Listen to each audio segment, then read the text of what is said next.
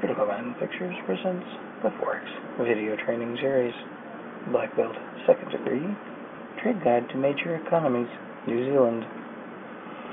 If you've seen The Lord of the Rings, then you probably know that Middle-earth is located somewhere along the hills of New Zealand. More than being home to Frodo Baggins and his hobbit friends, New Zealand is also one of Australia's next-door neighbours in Oceania, the southern region of the Pacific Ocean. The country is made up of two main islands, the North and South Islands, and several smaller islands. Famous hosting a larger population of sheep than people, New Zealand is home to about 4 million residents. To put that into perspective, New York alone had a population of 8.4 million people in 2009. New Zealand is also known as Aotearoa, which means land of the long white cloud in Maori, one of the major languages of the country. Some of the facts and figures of New Zealand. With its teeny-tiny population, New Zealand's economy is also relatively small. Its GDP, which is valued at 182 billion New Zealand dollars in 2009, ranks 60th among the world economies. But don't underestimate New Zealand. The country makes up for size by being a strong player in trade. Their economic activity is largely dependent on trade, mostly with the land down under, Australia, the land of the rising sun, Japan, and Uncle Sam, the U.S. It is an export-driven economy, with its main exports such as ores, metals, and wool comprising a third of its GDP. It also exports much of its cattle and dairy products. Angus beef sound familiar to you? Its primary industries are agricultural and tourism, and they only have small manufacturing and technology sectors. Because of that, its imports from other countries comprise mostly of heavy machinery, equipment, vehicles, and electronic products. Since the country has removed many barriers to foreign investment, the World Bank has praised New Zealand for being one of the most business-friendly countries in the world, second to Singapore. The Reserve Bank of New Zealand, RBNZ, is in charge of the monetary and fiscal policy of the nation. Currently headed by Governor Alan Bollard, the RBNZ holds monetary policy meetings 8 times a year. The RBNZ is tasked with maintaining price stability, setting interest rates, and monitoring output and exchange rates. To achieve price stability, the RBNZ must ensure that annual inflation meets the 1.5% central bank target. Otherwise, the government has the right to kick the RBNZ governor out of office. We're not kidding either. The RBNZ has the following tool in its monetary price arsenal. The official cash rate, OCR, which affects short-term interest rates, is set by the RBNZ governor.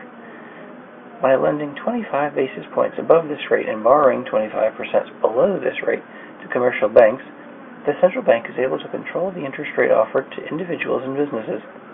Open market operations are used to meet cash target or amount of reserves parked in commercial banks. By forecasting the cash target daily, the RBNZ is able to calculate how much money to inject into the economy in order to meet the target. Getting to know the New Zealand dollar. The nickname is the Kiwi. It's a bird. It's a plane. No, wait, it's really a bird. The Kiwi also happens to be the national symbol for New Zealand, but let's focus on the Kiwi and as a currency and its interesting characteristics. Since New Zealand's economy is mostly dependent on its export of commodities and agricultural products, the overall economic performance of the region is linked to commodity prices. If commodity prices rise, then the amount of money paid for New Zealand's exports also rises, which then makes a larger contribution to the country's GDP.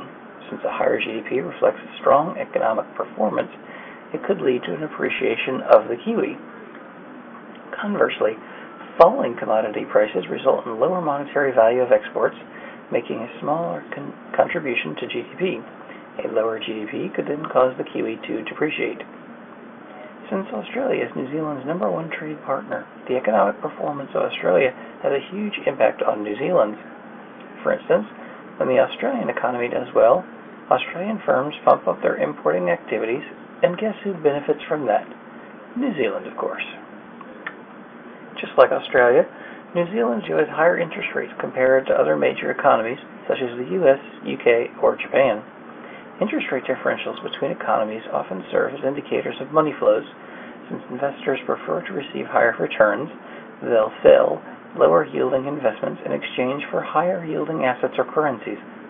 In other words, the higher the interest rate, the more money flows in. Because New Zealand's population is less than half the number of people living in New York, an increase in migration in the country has a huge effect on the economy. This is because as population grows, the demand for goods and overall consumption increases. New Zealand's economy is also largely driven by agricultural industry, which means that severe weather conditions such as droughts have a huge negative impact on their economy. Those heat waves are also prevalent in Australia, which is more frequented by forest fires, costing close to 1% of its GDP in damages.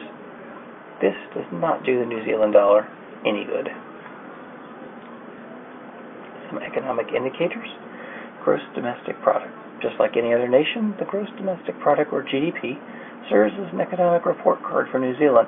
By serving as a gauge of the overall economic performance for New Zealand, it influences the demand for the New Zealand dollars. Consumer Price Index, or CPI.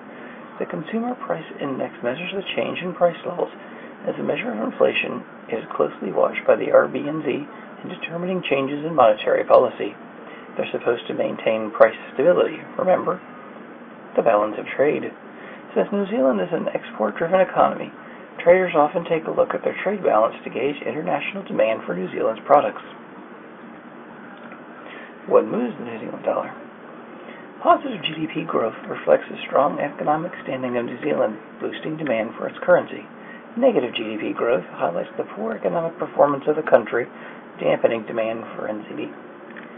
Higher demand for New Zealand's products often result in a higher GDP, which then boosts the New Zealand dollar. In contrast, lower exports make a smaller contribution to GDP, causing the New Zealand dollar to fall. Increasing commodity prices cause the monetary value of New Zealand's exports to rise, pushing its GDP higher. Falling commodity prices, on the other hand, cause the monetary value of its exports to fall, dragging the GDP down. The trade tactics. Strong economic reports from New Zealand result to an appreciation of the New Zealand dollar, so if there's a good chance that economic release could beat the consensus, it could be a sign to go long on the New Zealand dollar-US dollar. Weak economic reports, on the other hand, push the NZD down. If an upcoming report is likely to come in weaker than anticipated, it could be a chance to short the New Zealand dollar-US dollar. Aside from watching economic reports, take note of commodity price behavior, but also serve to be trade signals for the New Zealand dollar-US dollar. Most of the time, commodity prices surge when demand for risk assets is strong. During these times, investors place their money in higher-yielding assets such as gold or other commodities and sell the lower-yielding US dollar. As a result, the commodity-based Kiwi gains strongly against the safe haven US dollar. On the other hand, when risk aversion forces investors to flee back to safe havens, New Zealand dollar edges lower against the US dollar. Just like the Australian dollar, the New Zealand dollar is a good candidate for a carry trade, since carry trades involve buying of a currency with a high interest rate and selling that of a currency of a low interest rate. New Zealand's relatively high interest rates provide support for NZT carry trades.